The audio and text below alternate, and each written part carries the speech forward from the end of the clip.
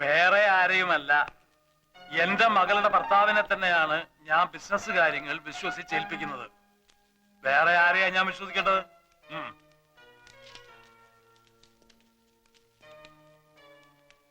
ഇതിത്തിരി കടന്ന കൈയായി പോയി. എന്ത്? എവിടെന്ന് വന്ന് കയറിനെ പിടിച്ച് ബിസിനസ് അല്ലേ ഏൽപ്പിച്ചത്? മറ്റാരും അല്ലല്ലോ, ചന്ദ്രയുടെ ഭർത്താവല്ലേ എന്ന് പറയുന്നല്ലേ ഉള്ളൂ, തെളിവൊന്നുമില്ലല്ലോ. ഇരവി കണ്ടതല്ലേ? ഇരവിയും കുഴവിയും അമ്മിക്കല്ലും ചേർന്ന് കുടുംബം തല്ലിച്ചതൊക്കെയായിരുന്ന മതിയായിരുന്നു. ഓഫീസിലിരുന്ന് അവിടുത്തെ കാര്യങ്ങളൊക്കെ നോക്കാൻ അധികാരം കൊടുത്തുന്നല്ലാതെ തൊത്തൊന്നും എഴുതി കൊടുത്തില്ലല്ലോ. ഇതെങ്ങാനും ചത്തുപോയാ ഉള്ളതെല്ലാം വാരിക്കൊണ്ട് അവൻ പോവും. വെറുതെ അതും ഇതും പറയാതെ അവളെല്ലാം കണ്ടോണ്ടും കേട്ടോണ്ടും കിടക്കുക. ചന്ദ്ര കേക്കട്ടെ, ഉള്ളതല്ലേ പറയുന്നത്. എനിക്ക് അവനെ കണ്ടിട്ട് തീരെ പിടിക്കുന്നില്ല. നിന്റെ പോലീസ് കണ്ണ, അതിന്റെ കുഴപ്പാ. ഒന്ന് ഞാൻ പറയാം, കാര്യങ്ങൾക്കെല്ലാം വ്യക്തമായ ഒരു തീരുമാനം ഉണ്ടാകാതെ നമ്മൾ ആരും ഇവിടുന്ന് പോകുന്നില്ല. വിരലടയാളം മതിയോ? കയ്യൊപ്പ് വേണ്ടേ? ഇടോ, കൈ കൊണ്ട് ഒപ്പിടാൻ വയ്യാത്തത് കൊണ്ടാണ് വിരലടയാളം എടുത്തത്. ആൽഫിയെ മാനേജിംഗ് ഡയറക്ടറായി അപ്പോയിന്റ് ചെയ്തിട്ടുള്ള അവളുടെ ഓർഡറാണിത്. ഇത് ഇന്ന് തന്നെ ഓഫീസിൽ കൊടുക്കണം. കോപ്പി എടുത്ത് എല്ലാ ബാങ്കുകൾക്കും അയച്ചു കൊടുക്കണം. ഇരവിക്കെന്താ ഒരു അഭിപ്രായ വ്യത്യാസമുള്ളത് പോലെ? ഇനി ഞാനൊരു സത്യം തുറന്നു പറയട്ടെ. ഈ തീരുമാനം എന്താ? അപ്പൊ നാളെ തന്നെ ആൽഫി ഓഫീസ് ജോയിൻ ചെയ്യണം. നാളെ പിന്നെ എതിർത്തൊന്നും പറയരുത്. നിങ്ങളുടെ കാര്യത്തിൽ ആദ്യമായിട്ട് ഞാൻ എടുക്കുന്ന തീരുമാനമാണിത്. ഇപ്പൊ തന്നെ വിളിച്ചു പറഞ്ഞേക്കാം ഓഫീസിലേക്ക്. എന്റെ പേഴ്സ് എടുക്കാൻ മറന്നു. എനിക്ക് 1000 rupees വേണമല്ലോ. അത് നീ എന്റെ വീട്ടിൽ പോയി എടുത്താൽ മതി. കോണ്ടസയുടെ കീ എടുക്കാൻ ഞാൻ മറന്നുപോയി. എന്താടാ മരപ്പെട്ടി നോക്കി നിക്കണേ? 1000 രൂപ എടുത്ത് ഇയാളുടെ അണ്ണാക്കിലേക്ക് തിരികെ. അല്ല, ഇതിപ്പോ ഇത് കണക്കിലെഴുതി. എന്റെ അമ്മൂമ്മയുടെ 16 അടിയന്തരം നടത്തി എന്നുള്ള കണക്കിലങ്ങടെ എഴുതിയാ മതി. എനിക്ക് വയ്യ, ഞാൻ മരിക്കാൻ പോവാ. അല്ല, ഈ കോണ്ടസ എന്ന് പറഞ്ഞ കാറല്ലടാ. Silence please. അങ്ങനെ ഒരു കാർ ഉണ്ട്. ഒരു 500 rupees കൊടുങ്ങി. അപ്പൊ 1500. കണക്കെല്ലാം കണക്ക് പോലെ ഇരിക്കണം. ഹലോ, മാനേജരല്ലേ? ഞാൻ പറഞ്ഞാണ്. നാളെ എന്റെ മരുമകൻ MD ആയിട്ട് ചാർജ് എടുക്കാൻ വരുന്നുണ്ട്. ആൽഫ്രഡ് ഫെർണാണ്ടസ് എന്നാണ് പേര്. ആൽഫി എന്ന് വിളിക്കും. അയാൾക്ക് ബിസിനസ് വലിയ പരിചയമുള്ള ആളല്ല. എല്ലാം വിശദമായിട്ട് പറഞ്ഞു കൊടുക്കണം. You must treat him well. ആളറിയോ? എനിക്കറിയില്ല. ആൽഫ്രഡ് ഫെർണാണ്ടസ് എന്നാണ് പേര്. ആൽഫി എന്ന് വിളിക്കും. 10:30 എത്തുന്നാണല്ലോ മുതലാളി പറഞ്ഞത്.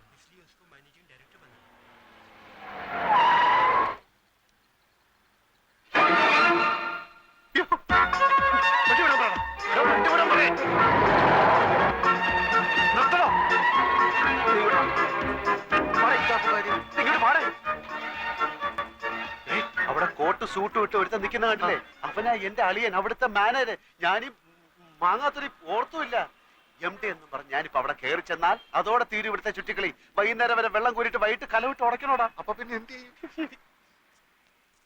ആൽഫി എന്ന് പറഞ്ഞു ഒരുത്തൻ അവന്മാരെ കണ്ടിട്ടില്ല. അതുകൊണ്ട് നീ ആ വേഷം കെട്ടിയാ മതി. അയ്യോ, അവന്മാരെ കണ്ടുപിടിച്ചില്ല. വാ തുറന്ന് ഒരു അക്ഷരം മിണ്ടായിരുന്നാ മതി. എന്ത് ചോദിച്ചാലും ഗമേ തട്ടി മൂളിക്കണം. ഫയല് വല്ല ഒപ്പിടാൻ കൊണ്ടുവന്ന് കഴിഞ്ഞാൽ വീട്ടിൽ കൊണ്ടുപോയി പഠിച്ചിട്ട് തരാമെന്ന് പറഞ്ഞ് എന്റെ കൊണ്ട് തന്നാ മതി. ബാക്കി ഞാൻ നോക്കിക്കോളാം. നമ്മളെ കണ്ടാൽ MD ആയിട്ട് തോന്നുന്നു. നിന്നെക്കാട്ടിലും വിവരം കേട്ടവന്മാർ MDകളായിട്ട് പല സ്ഥലത്തിരിപ്പുണ്ട്. അതുകൊണ്ട് നീ അതിനെപ്പറ്റി ഒന്നും ആലോചിക്കണ്ട. പക്ഷേ നീ ഇങ്ങനെ പോയാൽ ശരിയാവില്ല. നീ ഷർട്ട് അകത്തോട്ട് എടുത്തു. എന്താന്നാണ് ഇത്? കൊല വഴിപ്പിക്കാൻ ചാക്കി കെട്ടി വെച്ചിരിക്കുന്ന.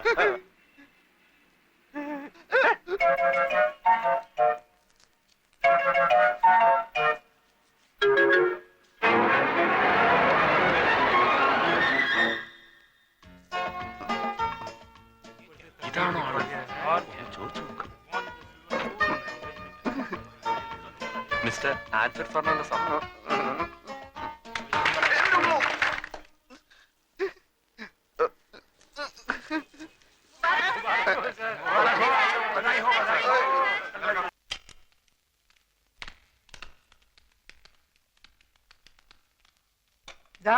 സാരി ഇവിടെ വെച്ചിട്ടുണ്ട്. എല്ലാരും കുറച്ചു നേരം പുറത്തു നിന്നേ. ഡ്രസ് ചേഞ്ച് ചെയ്യണം. നിങ്ങൾ ഇവിടെ നിൽക്കൂ. എന്തിന്? ഈ കുട്ടിയുടെ ഡ്രസ് മാറ്റണം. അതിനൊരാളുടെ സഹായം വേണം. ഹസ്ബൻഡ് നിൽക്കട്ടെ. അത് വേണ്ട, താങ്കൾ വന്ന്. താ വെളിയിൽ പോയേ. സാർ ഇവിടെ 3 പേരും വെളിയിൽ പോകും. സിസ്റ്റർ ഒറ്റയ്ക്ക് ഉടുപ്പ് മാറ്റിയാൽ മതി. അന്തസ്സുള്ള കുടുംബത്തിലെ പെണ്ണുങ്ങൾ തുണി മാറ്റുന്നിടത്ത് ആണുങ്ങൾ നിൽക്കാൻ പാടില്ല. ഭാര്യയുടെ തുണി മാറ്റുന്നിടത്ത് ഭർത്താവിന് നിൽക്കാലോ? അത് ഭർത്താവാണെങ്കിലല്ലേ? നിക്കാം. ഭർത്താവാണെങ്കിൽ നിക്കാം. പക്ഷെ നമ്മൾ നാണോ മാനോളവരല്ലേ? ഞാൻ പോയിക്കോളാം. എന്നോടല്ലേ വെളിയിൽ പോകാൻ പറഞ്ഞു ഒരു കാര്യം എത്ര പ്രാവശ്യം പറഞ്ഞാ മനസ്സിലാവില്ലേ ചെയ്യുന്നത് തമ്മാടിത്തരാണെന്ന് ഓർക്കണം. ഞാനെന്ത് ഇവര് സമ്മതിക്കുന്നില്ല. പിന്നെ ആര് ഇവര് അതെ, ഈ കോൺഗ്രസ്സുകാർ എന്തിനാ? നിന്റെ അമ്മൂമ്മയുടെ രണ്ടാങ്കട്ടിന് പോവാൻ എന്റെ കാലിന്റെ അടിയിൽ തീയ. അതിനിത് ടൈൽസ് അല്ലേ? എനിക്കറിയാൻ മേലാഞ്ഞിട്ട് ചോദിക്കുക, ഈ ഭർത്താവില്ലാത്ത പെണ്ണുങ്ങളുടെ തുണി ഇവരെങ്ങനെ മാറ്റുക? അല്ല, അങ്ങനെ പാടില്ല എന്നാണ് പ്രമാണം. എന്തെങ്കിലും ഒരു അഭിപ്രായം ചോദിച്ചാൽ താൻ തന്റെ വായ തോന്നിയ അഭിപ്രായം പറയാ. ഇയാള് ചാടി കളിക്കുന്നുണ്ടാ തോന്നുന്നു. ഇയാളുടെ വാരിലെ തുണിയാണ് അയാൾ മാറ്റുന്നത്, അയാളുടെ വാരിലെ തുണി അയാൾ മാറ്റുന്നത്. നിങ്ങൾക്ക് എന്താണ് കാര്യം? പോവാൻ പോടാ.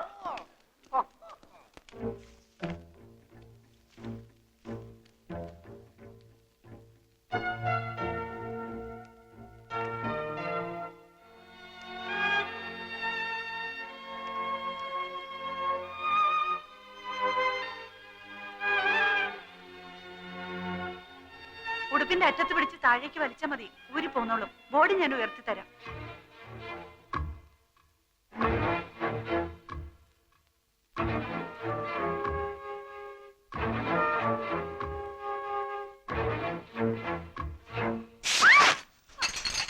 എന്റെ പാവാട എനിക്ക് താടോ, എന്റെ പാവാട എനിക്ക് താടോ, എന്റെ പാവാട തരാൻ. ഇറങ്ങി പോടോ വെളിയില്.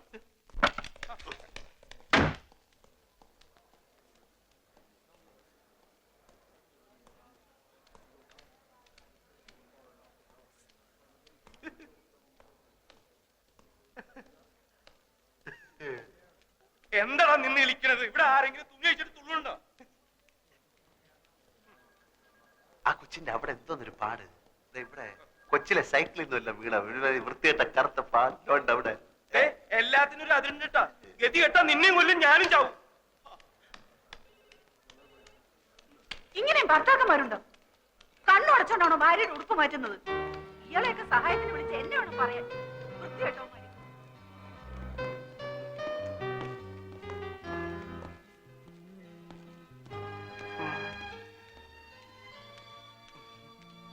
ഇപ്പൊ മനസ്സിലായോ പിള്ള മനസ്സിൽ കള്ളമില്ലെന്ന്?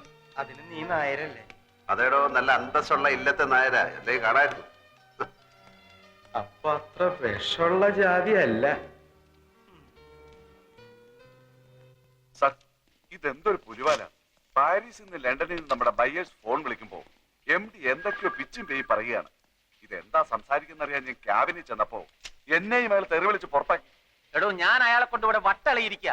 എന്താ ചെയ്യാ? വലിയ മുതലാളിയുടെ മരുമനായി പോയില്ലേ? ആ ചന്ദ്രാമ എന്ത് കണ്ടിട്ടാ വിവരം കെട്ടോനെ കിട്ടിയത്? എനിക്ക് ഒരു പിടിയും കിട്ടില്ല. വരുന്നിടത്ത് വെച്ച് കാണാം, അല്ലാതെ. അതായത് സാറിന്റെ കമ്പനിക്ക് എന്റെ കമ്പനിയുടെ തുണി തരാം. കഴിഞ്ഞ 2 കൊല്ലമായി സാറേ ഞാൻ ഇതിനു വേണ്ടി ഇവിടെ കയറി ഇറങ്ങാൻ തുടങ്ങിയിട്ട്. പക്ഷെ മാനേജർ കഴിഞ്ഞ 16 കൊല്ലമായി വേറൊരു കമ്പനിക്കാണ് ഈ ഓർഡർ കൊടുക്കുന്നത്. സത്യം പറയാമല്ലോ സാർ, 5000 രൂപ വരെ കമ്മീഷൻ കൊടുക്കാമെന്ന് പറഞ്ഞതാ. എന്നിട്ടും കാര്യം നടന്നില്ല. വേഗം കൊണ്ടാവനെ, ദാഹിച്ചിട്ട് തൊണ്ട പൊട്ടാറായി.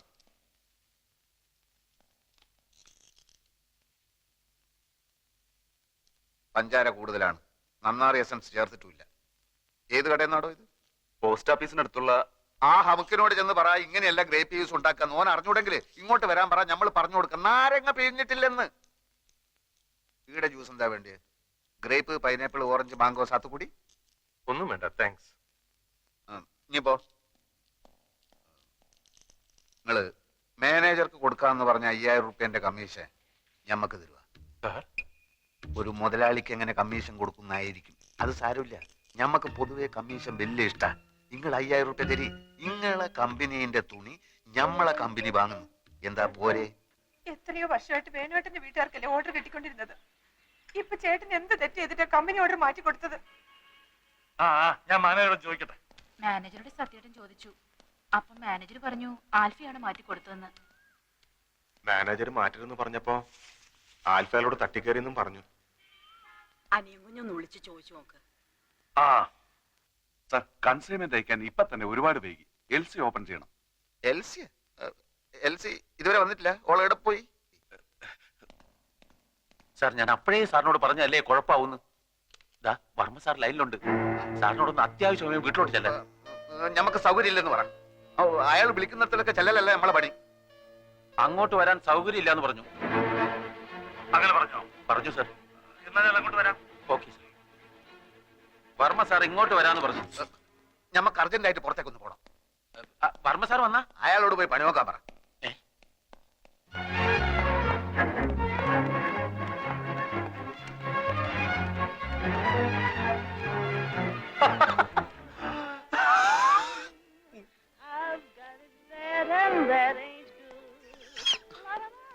ഇനി ഇവിടെ ഇരുന്ന് സുഖിക്കാണല്ലേ?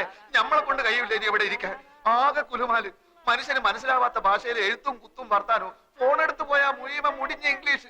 കുറെ നായിന്റെ മക്കളെ നമ്മൾ കുളിച്ച് തെറി വിളിച്ച് എന്നിട്ട് രക്ഷയില്ല. നീ ഇപ്പൊ എന്തിനാ ഇങ്ങോട്ട് വന്ന്? താൻ എന്തെങ്കിലും അനാവശ്യം പറഞ്ഞിട്ടുണ്ടാവും, അല്ലാതെ വെറുതെ ചൂടാവുന്ന ആളല്ല ആൽഫി. ഞാൻ വേണമെങ്കിൽ മാപ്പ് ചോദിക്കാം സാർ. ആ, ആദ്യം എന്താ ഉണ്ടായെന്ന് അറിയട്ടെ. വരൂ.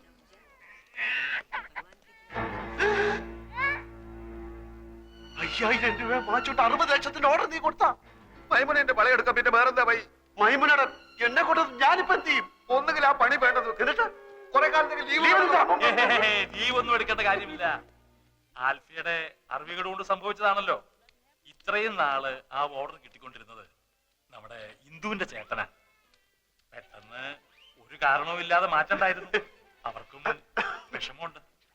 എനിക്കത് അറിയില്ലായിരുന്നല്ലോ. മാനേജർ പറഞ്ഞില്ലേ? മാനേജർ ഒരു കാര്യം എന്നോട് തുറന്ന് പറയാറില്ല അങ്കിൾ. ആ മാനേജർ എന്ത് ചോദിച്ചാലും കുറെ പേപ്പർ എടുത്തിട്ട് അവിടെ ഒപ്പിട് ഇവിടെ ഒപ്പിട് എന്ന് പറഞ്ഞുകൊണ്ടിരിക്കും. അത് തനിക്കെങ്ങനെ അറിയാം? താനാരാ? എന്റെ ക്ലോസ് ഫ്രണ്ടാണ്. ഓ, ഞാൻ എല്ലാ കാര്യവും ഇയാളായിട്ട് ഡിസ്കസ് ചെയ്യായിരുന്നു. ചന്ദ്രനെ കാണാൻ വന്നതാണ്. ഏതായാലും കഴിഞ്ഞതൊക്കെ കഴിഞ്ഞു. ആൽഫിക്ക് വല്ലാതെ ദേഷ്യം വന്നു എന്നൊക്കെ അറിഞ്ഞു. അതാണല്ലോ അയാൾ പോയി പണി നോക്കട്ടെ എന്നൊക്കെ എന്നെ പറ്റി അതാ പറഞ്ഞു. മാനേജറുള്ള ദേഷ്യം കൊണ്ട് പറഞ്ഞ. ആ, അതെനിക്ക് തോന്നി. ആൽഫി വരൂ, അയാൾ പുറത്തു നിൽപ്പു. ഞാൻ വരില്ല. എനിക്ക് അയാളുടെ മുഖം കാണട്ടെ, എന്റെ കൺട്രോൾ പോവും. അതെന്താ? എന്നോട് ക്ഷമിക്കണം, ഞാൻ അയാളെ കാണില്ല. ഞാൻ അയാളെ കാണില്ല. അയാള് എനിക്ക് അയാളെ കാണണ്ട. അയാള് മാപ്പ് പറയാനാണ് വന്നത്. കുറ്റവാളികൾക്ക് മാപ്പ് കൊടുക്കുന്ന വകുപ്പ് എന്റെ നിയമപുസ്തകത്തിലില്ല. അയാളെ തല്ലാനായി എന്റെ കൈകൾ ധരിച്ചപ്പോഴാണ് ഞാൻ ഇറങ്ങി ഓടിയത്. വീണ്ടും അയാളെ ഇവിടെ വെച്ച് കണ്ടാൽ എനിക്ക് അയാളെ കണ്ട. എനിക്ക് അയാളെ കണ്ട. ഞാൻ മാനേജ് ചെയ്തോളാം.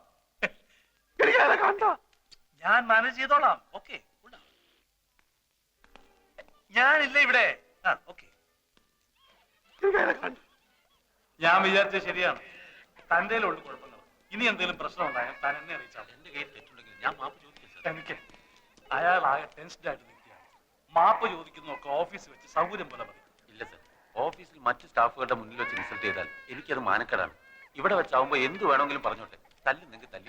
Mister Raveendran, sir, sir sign ചെയ്താലേ അക്കൗണ്ടന്റ് പണം അടയ്ക്കൂന്ന് പറഞ്ഞു. സാർ,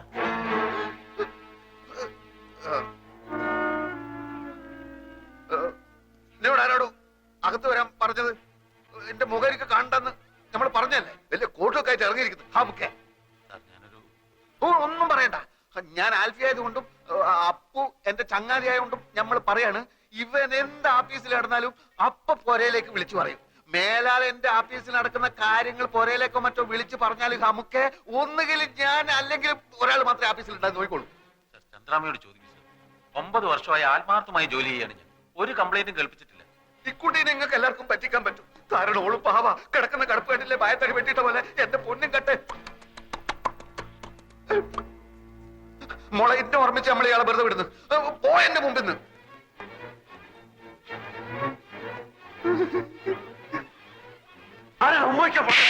അങ്ങനെ പോകരുത്. കാര്യങ്ങളൊക്കെ അപ്പപ്പ പറഞ്ഞു നിൽക്കുന്നതാണ് നല്ലത്. ഒന്നുമില്ല. ഒരു കാര്യം മാത്രം, ഓഫീസിൽ വെച്ച് ഇയാളോട് ദേഷ്യപ്പെടരുത്. നമുക്കൊക്കെ ഒരു കൊച്ചു ജീവിതമല്ലേ ഉള്ളൂ. അത് പിണങ്ങാനും വെറുക്കാനും ഉപയോഗിക്കുന്നതിന് പകരം ഇണങ്ങാനും ഇഷ്ടപ്പെടാനും ഉപയോഗിക്കുന്നതല്ലേ കൂടുതൽ ഉചിതം. എന്തു പറയുന്നു? എന്താ ഫ്രണ്ടിന്റെ പേര്? അപ്പു. ഓക്കെ, എല്ലാം ഇതോടെ അവസാനിച്ചു. രക്ഷപ്പെട്ട് മേലിൽ എന്നോട് ചോദിക്കാതെ ഓഫീസിൽ ഒരൊറ്റ കാര്യം ചെയ്തു പോരുത്. ലോൺ കിട്ടുന്നിടം വരെ നമ്മളിപ്പോ എങ്ങോട്ട് പോകണം? ഓഫീസിൽ പോടാ. ഓഫീസിൽ പോടാ. പോടാ.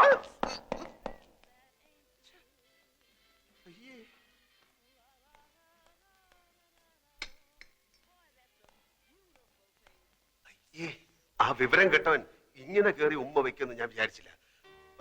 കൂടെ ഉണ്ടായിരുന്ന മാനേജർ എന്റെ അളിയനാണ്. അതുകൊണ്ട് എനിക്ക് കേറി പിടിക്കാനും പറ്റിയില്ല. സാരമില്ല, ഇത് തുടച്ചാ പോകും. അയ്യേ, എന്തിനാ കരയുന്നത്? ഇങ്ങനെയുള്ള കാര്യങ്ങളിലൊക്കെ കരഞ്ഞാല് എന്റെ കാര്യം ഒന്ന് ആലോചിച്ച് നോക്കി. ജീവിതകാലം മുഴുവൻ കരയേണ്ടവനല്ലേ ഞാൻ. ഞാനത് ഹാപ്പി ആയിരിക്കുന്നു, ഒരു കുഴപ്പമില്ല. പക്ഷെ അവൻ കാണിച്ചത് തെറ്റാണ്. എന്നാലും നമ്മള് ഇങ്ങനെയുള്ള സിറ്റുവേഷൻ നമ്മൾ സ്ട്രോങ് ആയിട്ടിരിക്കണം.